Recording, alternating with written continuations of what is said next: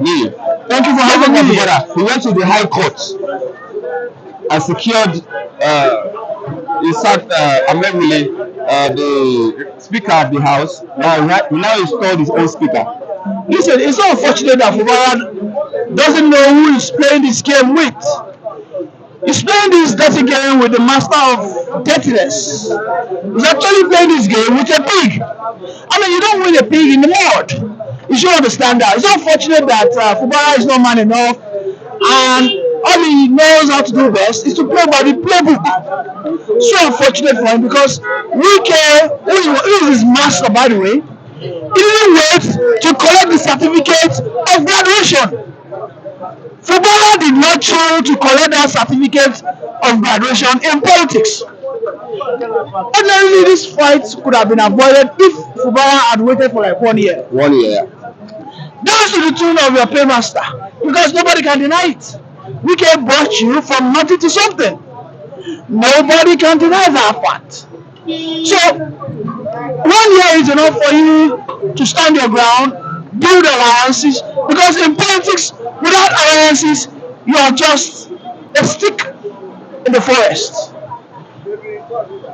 Politics is a game whereby when you don't have alliances, you become so exposed, and then you can just be overridden overnight. The PDP in River State is backing Fubara. Look, listen, I've never seen a party that is as useless, as voiceless, as spineless as PDP. PDP understands the importance of River State in Nigerian economy, right? So as APC, do you think if APC has a hold on River State, they'll never let you go?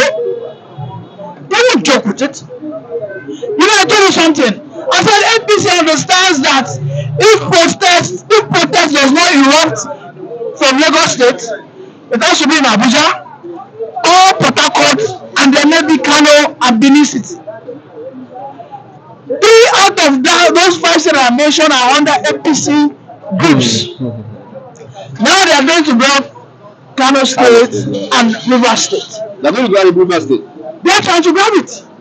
You have over 27 speakers, reps that recamped overnight. PDP should, if they want to be in opposition, I think they should just wake up. I saw the Labour Party governorship candidate backing Fubara. You are backing a weak man. Fubara is a weakling. Wike was wise on that.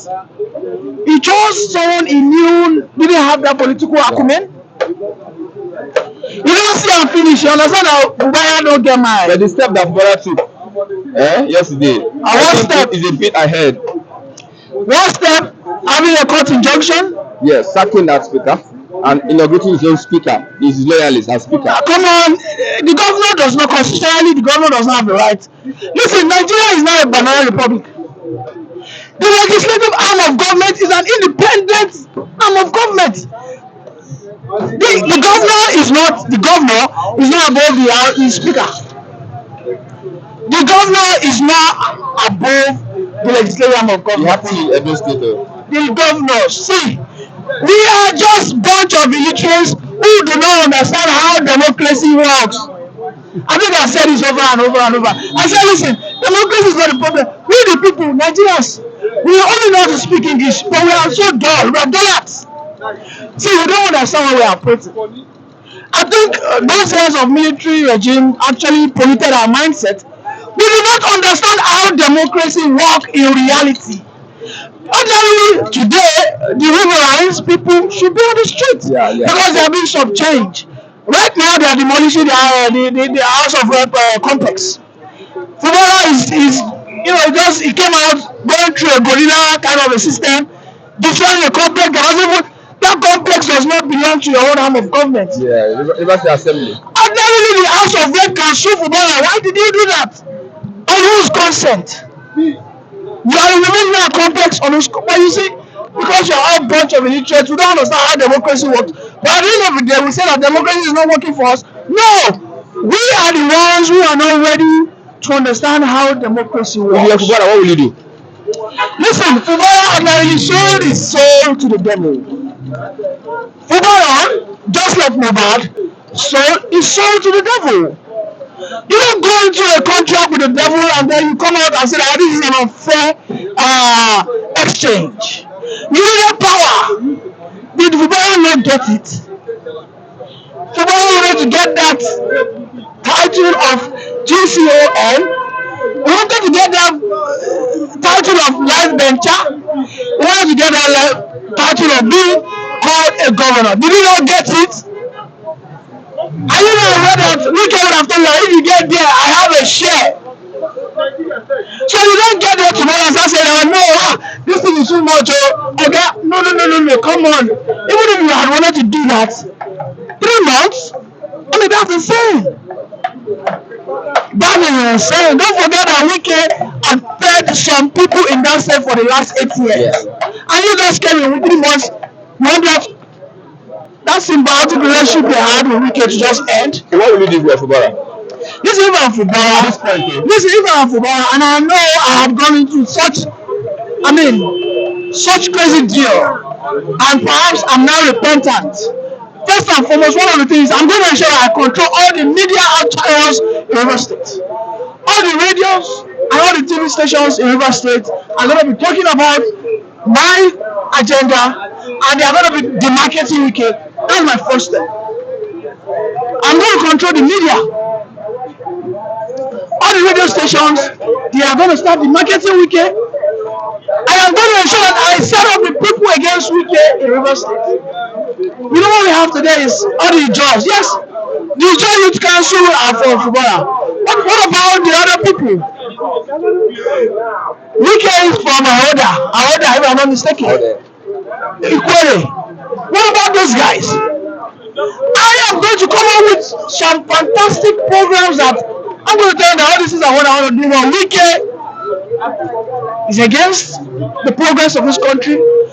However, we are still on that part of continuity. Which fund? He has not passed the budget. Listen, Fubara is not shorting of funds. He's still working on Wike's budget for the year, right? And he has the accountant general working with him, right? There's still money in his purse. He can use the power of the governor to even get some services on debt, like all those radio stations and all that. They can work for him on credit. They will definitely answer to him. Okay, let's talk about the refinery. Dangote refinery? The refinery, we are promised that some refineries will work this December. What is the outlook like? Well, Melekari still gave an assurance sometime last week. He said that the refinery will kickstart, but the refineries were not built to reduce the price of fuel. It simply means that the subsidy regime is gone. No refinery will actually, yes, the prices will come down because of, we will no longer have this logistic freight expense that whoever will pay for logistic to convey our fuel from maybe from Sweden or Ukraine or whatever, or Netherlands. This is just internally now. So we might have maybe a reduction like 100 naira or 150 or 200. But let's say we go back to the days of 18 naira, 100 naira, that's almost impossible. And that, I think Melekari has stated that clearly. And I wouldn't want the fuel to go back to such price, because if it goes, we are only pushing out the private investors. Okay, this simply means that for every fuel, every liter that water produces, if it's going to supply we Nigerians, the government must have paid him subsidy. So the subsidy must gone, because we can see that the subsidy has not encouraged us. It has not improved our productivity. So let us face the reality. Let us buy our fuel for what it is worth. And I think let us see if the refineries don't come up by December. But like I've said, I'm going to come out here and just like I've been doing, I'm going to criticize the administration for promise of failing, because they cannot continue to deceive Nigerians. And lastly, we Nigerians, we must understand that the office of the citizen is the most powerful seat in any democracy. You need to understand that. No, we need to really understand it. Now, from January to today, we've had another protest. I think we've had about 4 or 5 protests. Most of them are just not general. Yeah, no, not general, but they are still out there. These were very aggressive protests. We had about 3 in Abuja. If you remember the famous protest they had in front of the military defense quarters, where they said military take over. Now, were there any casualty recorded? Have we recorded any casualty in any protest this year? So what I'm telling Nigerians is, listen, nobody will shoot us if we go out for protest, provided that we follow the tenets of protest. We do not have the right to deny people the right of movement. We don't go out to protest and then tell you that you know waka. No, we don't do that. We have to protest. As a matter of fact, we need to all congregate and aggregate ourselves in front of the National Assembly block in Abuja, because I will always say this: the Senate and the House of Reps are the biggest problem we have in this economy. Everything that we want today belongs and resides in the fingers and teeth of the National Assembly. Thank you very much.